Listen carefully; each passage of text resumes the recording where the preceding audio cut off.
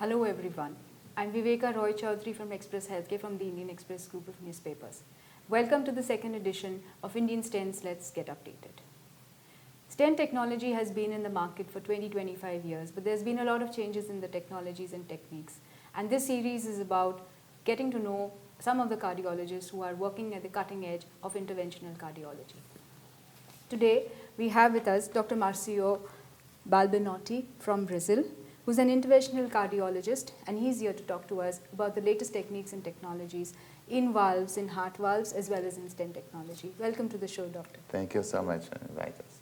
Please, tell us about the latest techniques and technologies in valves and stents. What's going to make this decade so interesting?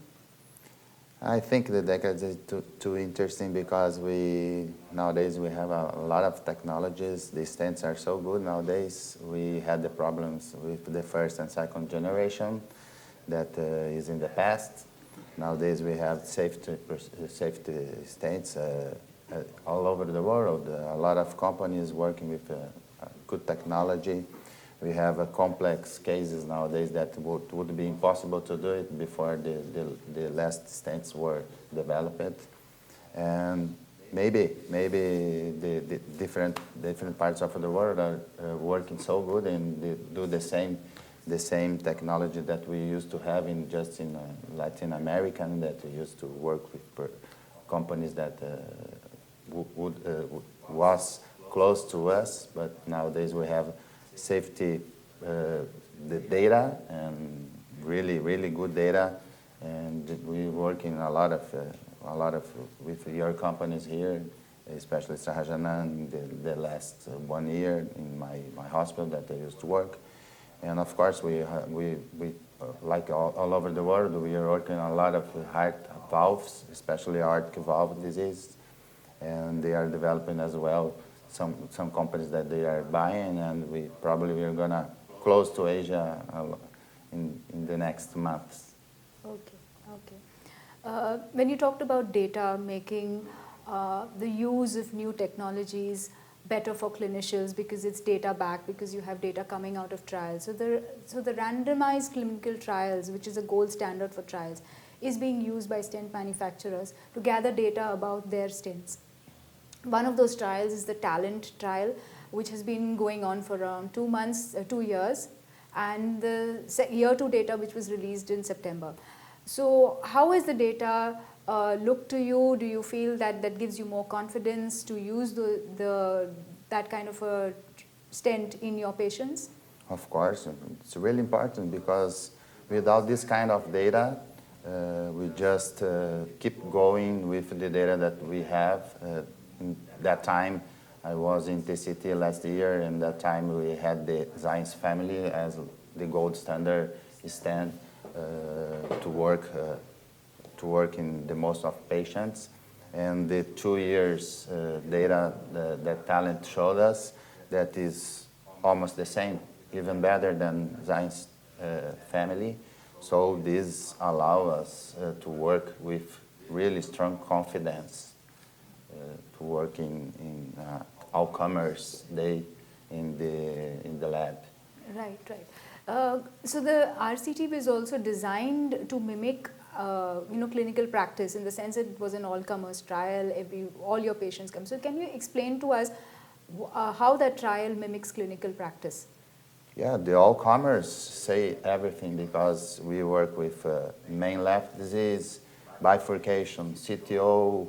It's, of course, in our country we don't work too much with CTO like Asian, but we are improving day by day, but in the other aspects.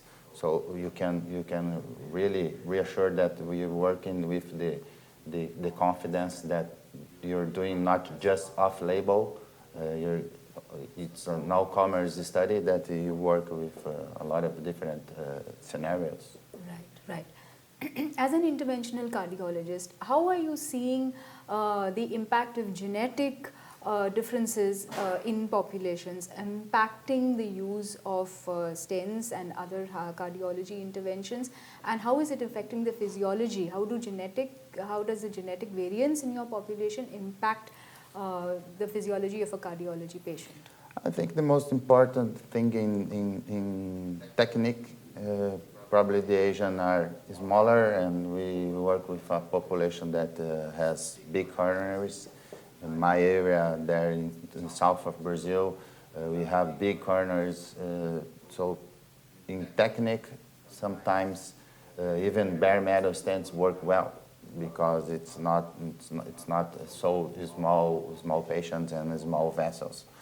But in our continent, we have a lot of diabetes. It's not so common here like there, obese patients. We have a lot of that in our country as well.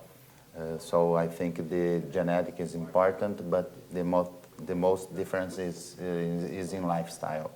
The kind of diet that you have here, we have a lot of meat and carbohydrate wheat diet that it's different here. So we have more atherosclerosis because of that, because it's a high carbo and a high processed meat. And so we see a lot of atherosclerosis there. But in technique, I think it's not so different, just smaller vessels, maybe. But we can improve with pharmacology stents, drug-eluting stents. We have a widespread use. Okay, okay.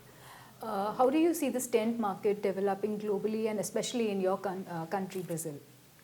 Yeah, this is something important. We have some issues in Brazil because we have a public system that do not support maybe the technology that we use to work, would like to work.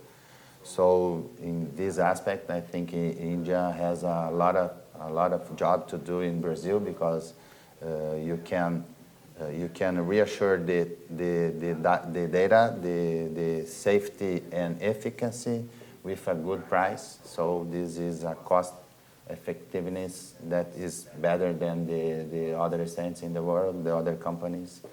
So this is something really good. That's because I'm here, because we are having a good work with SMT.